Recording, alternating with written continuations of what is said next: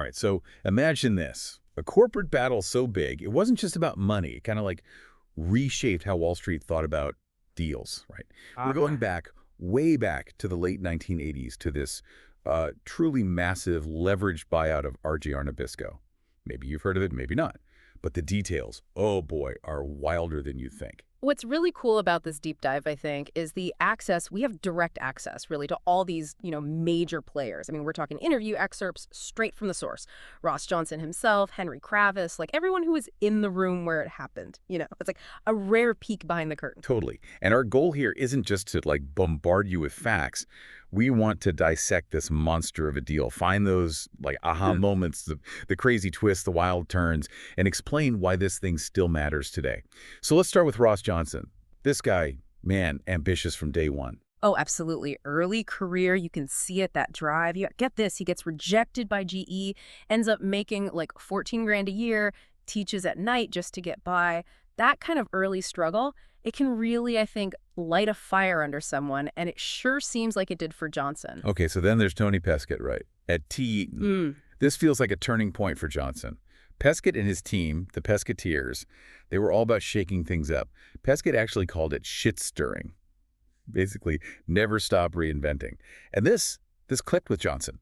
Became a huge part of his leadership. It's fascinating. He didn't like sitting still, thrived on, reorganizing, always changing things. Sometimes that prevents complacency, but it can also, lead to instability, a double-edged sword. For sure. Then he jumps to Standard Brands, clashes with Henry Weigel, who, by the sounds of it, was just as strong-willed as Johnson.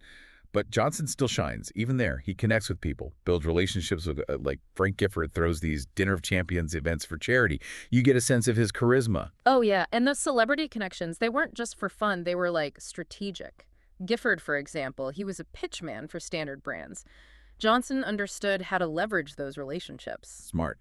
And eventually, Johnson climbs the ladder, becomes COO, then CEO of Standard Brands. First time at the top. Now, let's talk Nabisco. They weren't afraid of innovation either. Remember the Ritz cracker? Came out during the Depression. Brand new type of cracker, and it, boom, explodes in popularity. Ritz, it's a classic story, right?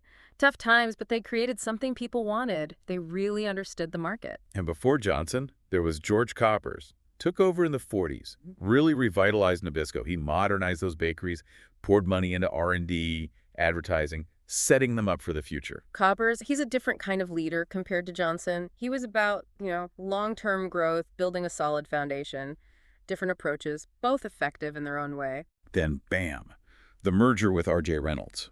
Now, Reynolds, just like Nabisco, they had a history of big innovations. Camel cigarettes, for example, changed the whole industry, and they were like woven into the fabric of Winston-Salem, their community. Huge impact on Winston-Salem. The backbone of the town, provided jobs, drove the economy. That connection, it becomes a big deal later on when the headquarters move. Right. But inside Reynolds, it was, well, there were power struggles. Wilson, Horrigan, Abele, all wanting the top spot, lots of tension. When they merged with Nabisco, Wilson's at the helm, but there's this unease, especially from the Reynolds side. They felt, like they should have been the bigger dog. Classic merger clash. Reynolds, more traditional, kind of like Moravian, as some put it.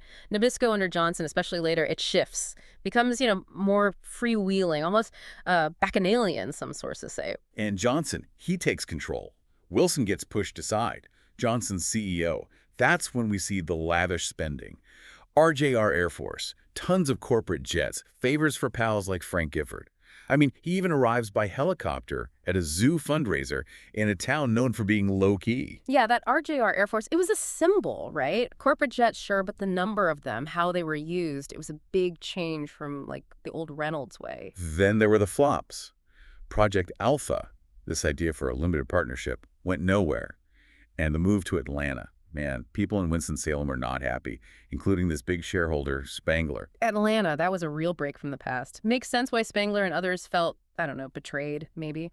It shows how willing Johnson was to, like, shake things up, even if it ruffled feathers. All this, the spending, the culture shift, the stock price, which Johnson thought was too low, it builds up. Spangler actually suggests an LBO, way back then, meets with Citibank. Johnson's like, what? He can't believe it. That early LBO talk from Spangler, it's a sign, right? Some people connected to the company, they were thinking, maybe there's a better way to, like, create value for shareholders. Johnson wasn't ready to hear that. Okay, now enter Henry Kravis and KKR Kohlberg Kravis Roberts. Yeah. Kravis, interesting guy. His dad was a big influence, and even in business school, he's already working on Wall Street. He gets denied a chance to start an LBO group at Bear Stearns. So he teams up with Jerry Kohlberg and George Roberts, and boom, KKR is born. His early career, it's all about finance. Being in the middle of the action, that rejection by Bear Stearns, it was a turning point. He's like, fine, I'll do it myself. And Kravis, he wasn't just some finance guy. He married Caroline Rome, this fashion designer. And they're suddenly in this, like, super elite social scene, a wing at the Met named after them, living large. It wasn't just about business. It was about, being powerful. Yeah, that social status, it definitely added to their image, Yeah. the whole aura of success, power that KKR was building. Those connections, they're valuable, open doors. But the big move, KKR raises this massive $5.6 billion fund in 1987. It blows the competition out of the water. Suddenly they're playing at a whole different league. Kravis actually talked to Johnson early on about a potential LBO, but Johnson, he wasn't into it. He didn't want to work for someone else. He was used to being the boss. $5.6 billion, that was game-changing. The era of huge LEOs, it started there. And Johnson, yeah, he wanted to be the one calling the shots. So picture this, right? Johnson's at RJR Nabisco. He thinks the stock price is too low, but the company's doing well. He even thinks about, like, teaming up with another food company. Meanwhile, Spangler's still pushing the LBO idea, talks to Citibank again. Johnson's not happy, but now he's a little worried too. He even talked to Jim Robinson about it. It's common, right? Stock price frustration. It makes you consider, like, big changes. Other food companies were doing well, and RJR wasn't keeping up. Spangler, he kept that LBO idea alive. And don't forget, all this is happening when Wall Street is going crazy with takeovers. After the '87 crash, everyone's looking for deals. RJR Nabisco, it was a prime target. Yeah, there was this feeling of, I don't know, risk and opportunity all mixed together. Companies that seemed undervalued, they were suddenly really attractive. Enter Shearson Lehman Hutton, Peter Cohen, he's running the show, ambitious guy. Tom Hill's their investment banker. They join up with Johnson, form this, the group. But here's the kicker. They thought no one else would bid. Big mistake. Talk about overconfidence, right? They didn't really get how competitive things were going to get. RJR Nabisco was a huge prize. And then, bam, Johnson casually mentions the LBO possibility. Wall Street explodes. Everyone at RJR's freaking out. Kravis, he sees his chance. Publicly offers $90 a share, a tender offer to buy the whole company. Johnson's unopposed plan out the window. Kravis, he moved fast. That $90 offer, it put Johnson and his group on the defensive. Suddenly, they had a real fight on their hands. And then, oh boy, it gets even crazier. Salomon Brothers jumps in, led by Bill Strong and John Gutfreund. Then Ted Forsman, who didn't like using junk bonds, those risky high-yield debts. He had history with Kravis, too, from a deal involving Duracell. Even First Boston makes a play. With this, like, unusual restructuring idea, it was a total free-for-all. Salomon Brothers, they had the money, and their entry, it made it clear this was serious. Forsman, he was different. No junk bonds. That appealed to, like, the more cautious investors or maybe a board worried about too much debt. First Boston, they were trying to keep RJR public, just, restructured. A lot of options on the table. Bidding war is on. Offers flying back and forth. The board at RJR, they're under pressure. Each group, they've got their own internal drama. Shearson versus Salomon, Forsman not wanting too much debt. Advisors, guys like Steve Goldstone and Bruce Wasserstein, they're working nonstop. Secret meetings, alliances changing. Johnson talking to Kravis, then Forsman.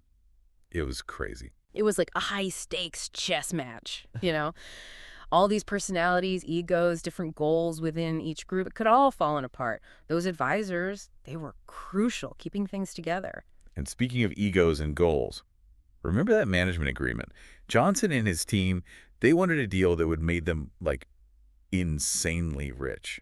Yeah. Billions. Even some in Johnson's group were worried. Jim Robinson, he thought it looked bad. Gutfreund at Salomon called it unseemly. Yeah, that agreement, it caused a lot of problems. People were like, hang on, are they just looking out for themselves? It definitely hurt Johnson's image. Finally, the end game. Final bids. Lots of rounds, last-minute increases, pressures through the roof. The board, led by Charlie Hugel, they got to decide. They're looking at the money, the bad... Remember that Time magazine cover with Johnson on it? Oh, yeah, that Time cover, it didn't help. Painted a certain picture of Johnson that probably didn't sit well with the board. They had a tough choice. Money versus the future of the company, their own reputations. So the bids. Yeah. KKR, $109 a share. The management group, $108. Basically a tie. Board goes with KKR. Biggest LBO in history at the time. It was close, man. The board choosing KKR, even with the slightly lower bid, it tells you something. Maybe they trusted KKR more. Maybe they didn't like that management agreement. It was a nail-biter. Aftermath? Well, bondholders, Metropolitan Life, Hartford Insurance, they sued. Value of their bonds went down when the stock price went up. Politicians started talking about, regulating LBOs. It shows how these huge deals, they have ripple effects. Those lawsuits, they raised questions about, like, who wins, who loses in these things. Politicians, they saw the potential for problems, the need for rules. And the players. Well, Charlie Hugel, the board guy, he was actually called a hero by USA Today. Paul Sticht, the old Reynolds CEO who didn't get along with Johnson, he joined KKR. Jeff Beck from Drexel Burnham Lambert, he was supposed to help finance the management group, but he resigned amid controversy. Different outcomes for everyone. Some came out looking good, some didn't. It's a reminder that these deals, they're not just numbers on a spreadsheet. They affect real people. The RJR Nabisco LBO, it's a symbol, right? Yeah. Of the 80s, the ambition, the greed, the whole corporate world going wild. It's a story that people still talk about today. It was a perfect storm. Money, personalities, a changing world. It teaches us about power, risk, the human desire for wealth, stuff that's still relevant today. All right, so what did we learn today? This deal, it was crazy complicated, big personalities clashing, tons of money at stake. It all happened in this specific moment in the 80s. We saw surprises everywhere. And those key players, they were driven by ambition, ego, money. It's a human story. And remember, we just scratched the surface. There's so much more in those sources. Amazing details, stories, different points of view. We could spend weeks on this. Here's something to think about then. This RJR Nabisco thing, it was huge. What does it tell us about how companies are controlled, the risks of these mega deals, how people always want more power, more money? Does any of this look familiar today? Are we seeing the same things happening? It's a question worth asking because these kinds of deals, they have consequences.